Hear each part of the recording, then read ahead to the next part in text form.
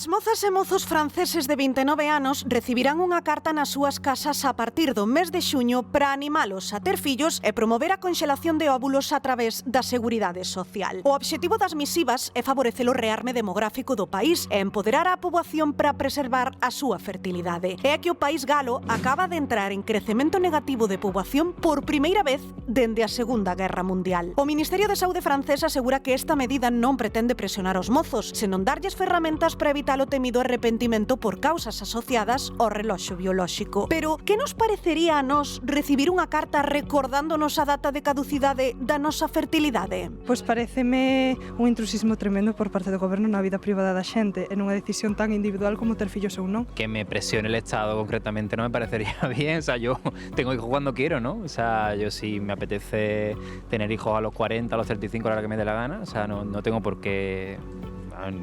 Curiosamente, a realidade demográfica de España é aínda peor que a de Francia, xa que o noso país entrou en saldo vexetativo negativo hai máis dunha década. Soamente no ano pasado morreron 113.000 persoas máis das que naceron. Pero, aínda que a preservación da fertilidade é unha preocupación das autoridades, o certo é que a xente nova ten claro que o principal freo para ter fillos son os motivos económicos. A verdade que me daría un pouco igual, pero se máis con a carta se me enviaran uns cartos para poder manter a un neno, era mellor. Con razón, ahora se teñen gatos, se teñen cans e non se teñen fillos de momento, non? Pois claro, que se non se pode manter, non podes ter unha casa, non podes ter tal, evidentemente non vas ter un fillo se sabes que non lle podes dar as condicións necesarias para que se desenvolve ben. Creo que é eso. Neste contexto, o goberno español propón unha prestación universal por crianza de 200 euros ao mes para fomentar a natalidade, que a algúns lles chegará demasiado tarde. Porque, acaso hai unha idade ideal para converterse en nai ou pai?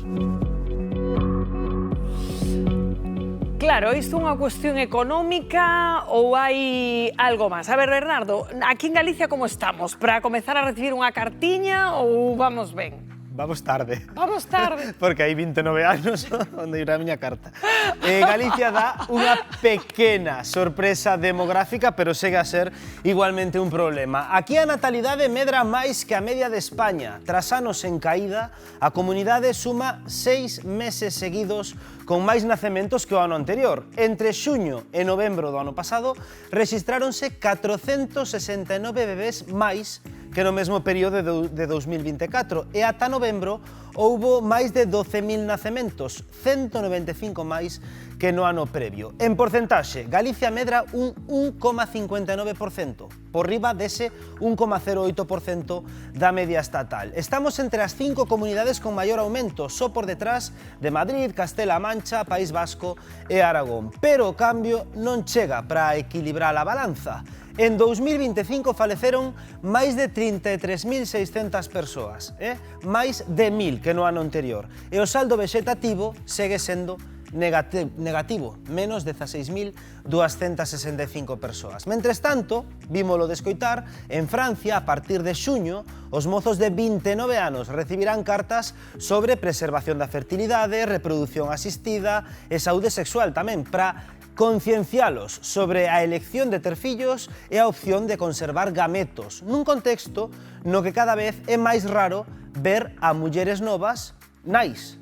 Dúas amigas da estrada, volvemos a Galicia, Saleta e Jenny, desafían esa tendencia porque foron nais con 23 e 25 anos respectivamente. A elas non lles faría esta carta falta, non, Tania? Mirade, compañeiros, mirade que ben me quedaría a min un carriño destes, pero non, aínda non. E é que no noso país cada vez retrasamos máis a idade de maternidade, pero sempre hai excepcións, e senón que llo digan a Jenny e a Saleta, non? Efectivamente. Vos fostes agora o que consideran nais novas, porque con que idade, vou coller o gorriño que mira, está cos seus peques aquí de entroido, con que idade foches ti nai? Eu con 23 anos. Ti con 23 e ti agora mesmo? 6 mesiños recién cumplidos. 25, non? Sí, con 25. Rompestes un pouco o xeo no voso grupo de amigos. Como recibiron, por exemplo, as vosas amigas que sodes as primeiras a ser nais? Pois bastante ben. Ao final, bueno, sempre vai ser unha noticia positiva. E os vosos pais, cando lle dixestes, vades a ser a vos? Mira, a miña nai feliz da vida, que levaba moito tempo querendo un neto, e meu pai ao principio asustado, pero bueno, en canto supo que era un neno, Super feliz. E como é esta experiencia, como é o voso día a día sendo nais así tan xove? No teu caso, nais solteira, que traballa, que ten que levar a casa o neno...